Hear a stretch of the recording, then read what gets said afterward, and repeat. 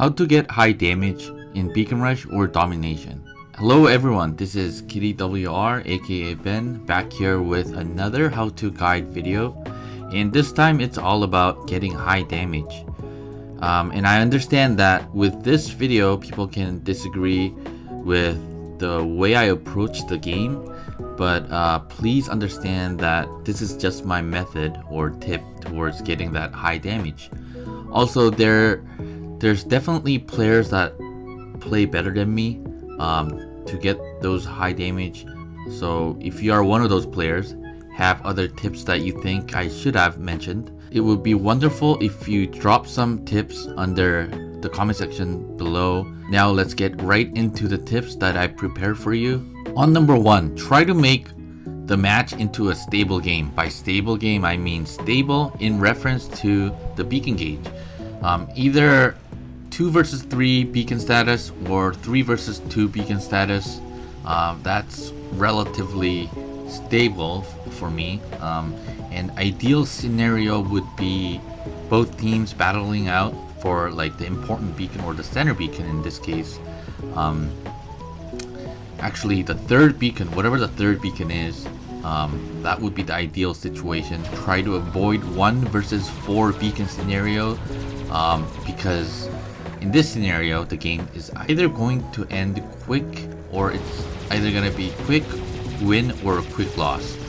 If that happens, you'd have to sacrifice a lot of robots to make it into a stable game. When this kind of happens, you just might not have enough robots to carry on to play the game until the end. And of course, if you have 4 beacons on your side, understand that not every game is going to be a high damaging game. Get that quick win and move on to the next game. On number 2, once you have relatively stable beacon status in the beginning of the game, pace your robots and do not run out of robots. Don't mech out. Often when players try to get high damage, they usually play over aggressive to engage onto every opportunity that they see. So later on in the game, those players are highly likely to run out of robots. So remember this: more robots, more damage, and longer you play in a match, higher the damage you'd likely to score. So for your reference, in most of my high damage games, I had about 2 robots left to use at around 3 minutes mark, meaning 3 minutes being left in the game. But that's just a personal record for me. What I'm trying to say is always be patient. On number 3, okay, being patient is one thing, but having robot builds that is naturally good at survival is another.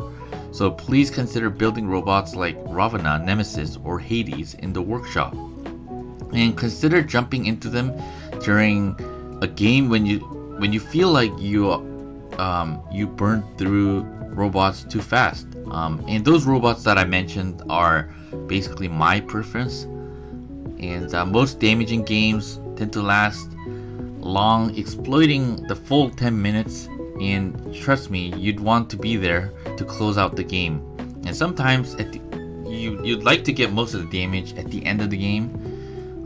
Sometimes that happens, so you kind of don't want to miss that opportunity as well, because at the end of the game you'd likely to encounter one-on-one situations more. So you could, let's say you have 2 teammates left and they have 4.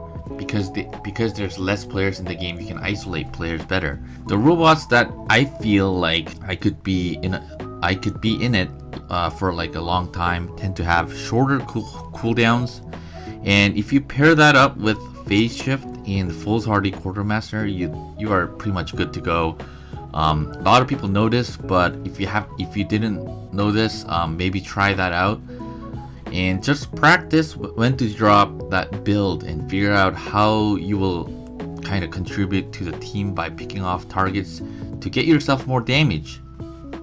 On number 4, now let's move on to the weapons. Upgrade weapons that you are best in, and please consider prioritizing to upgrade weapons that have short reload time and relatively have high burst damage. Couple of months ago, I was able to score over like 3.5 million damage. Maybe I think that was like last year or something. 3.5 million damage just with one build, and that was Redeemer out June alone. Now, in this meta, at this state of the game, I'd consider sonic weapons to perform well, and it is definitely easier to do high damage with them. Sonic weapons and Redeemers are still very decent in my opinion as well, but there are weapons that you might be good at. For example, let's say Calamity. The reload time is only 5 seconds, but you have 600-meter range, so you're able to do damage at many different distance, and some people might just get more damage out of weapons like that. Or even the Redeemer still, I think is still pretty decent. I get that not everyone has their hanger full of sonic weapons, but if you play well, then one sonic weapon build of your choice can usually get the job done. And I think the sonic weapons are in the gold chest now, so try to open the gold chest more, I guess. So on number 5, you really want to have hanger set up around your Titan and kill as many Titans as you can. So it's something, this point is all about Titans, having what kind of Titans you have in your hanger, killing as many Titans as you can with your hanger basically too, because Titans have such a huge HP pool that the more damage you do against the Titan, the more likely you'll end up with high damaging score. Let's look at like the Ao Ming. You can't really defend beacons with the Ao Ming. So if you run the Ao Ming, you kind of need balanced hanger, meaning, for example, if you have the Ao Ming, I would want to have like one beacon runner, 2 damage dealers, and 2 beacon defenders, since you're highly likely to use the Ao Ming at the end of the game, and during the game you can't really defend or push for a beacon. Okay, let's look at another Titan, let's look at the machine gun Nodens. Probably the most popular build at the moment, and probably the most easiest to get the high damage because of its healing factor. So with this build, the playstyle, you basically kind of stay back and heal as many Titan ally Titans as you can and defend around certain beacons, right? So you could I was able to stay in this Titan for like 5 to 8 minutes. Because the Nodens survive for so long that you might just not need like a very good survivor, like the Ravana or Nemesis or any of those type of robots that have short cooldowns. But this also depends on how you play the game, so just think of my advice as just kind of a guide, but filter out whatever you need. And just make a good use out of whatever you need from my tips. And if you look at the minus, there are various videos on my channel that where I almost kill most of like 4 to 5 enemy Titans, basically almost all the enemy Titans with 1 minus. So I guess so if that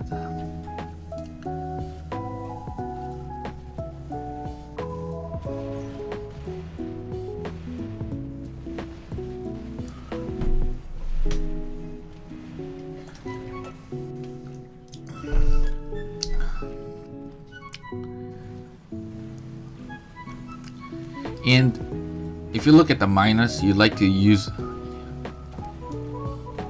and if you look at the minus, you'd likely to use the minus where there are many enemy Titans and have Nodens on your side. So to get high damage with the minus, you want to kill as many Titans as you can with the minus. So in most of my high damage videos on the minus, I pretty much get like 60 to 70% of my damage just from minus alone, killing like 4 to 5 Titans. And feel free to check those videos out somewhere on my channel. So in that, if you're running a minus, you might want to have regular robots that are good against killing other robots. So rather than having like multiple Titan killer regular robot setups, you probably don't want builds like that. So that's something to consider if you want to get high damage. And if you look at the kid, you can drop this Titan during early mid game. I think that's the best time to drop them, because with the nature of this robot's ability, you can kill as many regular robots as you can, do a lot of damage. But make sure your hangar consists of regular robots builds that can counter other Titans. So it's a little bit of contrast from the minus, where you don't want too many Titan killers, because minus itself is a Titan killer. You want Titan counter builds if you have kid in your hangar. So Arthur is very straightforward one. With this, you'd most likely to defend or push for a beacon. So you do a considerably huge strategic move for your team, because it involves beacon, defending or pushing for a beacon. With the Arthur, you're if you didn't have like a stable game, you'd most likely to make it into a stable game because of its strength at pushing for a beacon or defending a beacon. And having a stable game beacon wise, you can carry on to do more damage. To do high damage with Arthur in your hangar, I recommend you having 1 or 2 outming counters, especially those 600 meter setups. Also, great survivor robots that are strong in one-on-one encounters. Ravana or Scorpion, for example. Okay, last point on number 6, heal your way to heaven. Kind of the same idea with milking out healing points with your Nodens, but if you see, so basically if you see most of the max damage score screenshots in War Robots communities, you'll notice that most have significant difference to their max damage recorded in their hangar profile. That difference is the damage score boosted with the healing factor. Okay, now since it counts as damage, since it counts as damage but it doesn't get recorded to your max damage output, that's basically the difference. So the healing has a huge part in this, into your damage score. So use the most effective way to boost your damage score by healing. And few great examples are invaders with like the invader or Fenrir with the repair kit, Mender tier Demeter, Nightingale focusing on either healing multiple allies or healing ally titans, Nodens killing enemy titans and healing ally titans, which was mentioned before this point. I left Wayland out of the example because at the current state of the game is very dynamic. It's perhaps too dynamic that to do high damage with the Wayland, it's too situational. You might be able to get some damage, good healing points in team deathmatch, but there are robots that are highly mobile at the moment. So I think like fixing yourself to the ground and staying in one spot isn't gonna help you out when your teammates are moving all over the place. Now considering the nature of healing robots, Demeter is definitely the easiest to do high damage, since you literally teleport to heal. So every heal is basically success, unless your teammates kind of die before you get there. But so your healing is nearly 100% effective with the Demeter. Obviously that's why it's the meta bot. But however, if you don't have the Demeter, you need to make a wise decision with on the battlefield with like the healing robots. I suggest you to pair up with like an Invader or Fenrir or the traditionalist Falcon, and that seemed to be most effective when you kind of pair up with like a tanky bot. Tanky bot benefits from surviving, taking in more damage, and surviving from that, and you kind of benefit off from getting all that damage points. And I made a video using the Mender in Team Deathmatch, healing multiple allies from scorpion attacks, and I recommend using the Mender when enemy shells attack your teammates as well. Teaming up to push, when they team up to push or defend beacon, that's when basically a lot of your allies are clustered, and you can heal as many ally robots as possible. And especially during solo matches, you can get frustrated by allies not really cooperating, so playing in a two-man squad is recommended as well. So guys, there's a giveaway going on in this video as well, so make sure you mention your favorite tip from this video and drop your pilot ID and your platform to get a chance to win a Scorcher, and I'm giving out 150 Scorchers in this video, and that's till the end of this month, so we got a few days left. Now that's basically what I have prepared today. I feel like if this video was helpful and get a positive response from you guys, then I might do part 2 with tips from the comment, and I hope that this video was actually helpful for those who are struggling to get high damage or renew their max damage record. And of course, I understand that it's easier to get high damage with maxed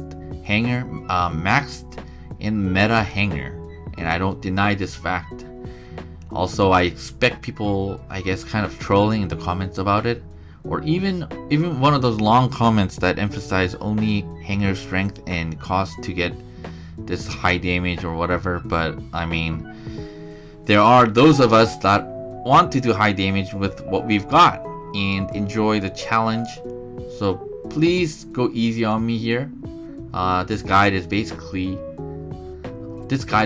basically talks about what we can control.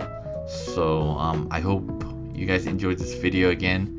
I'll see you guys on the next video.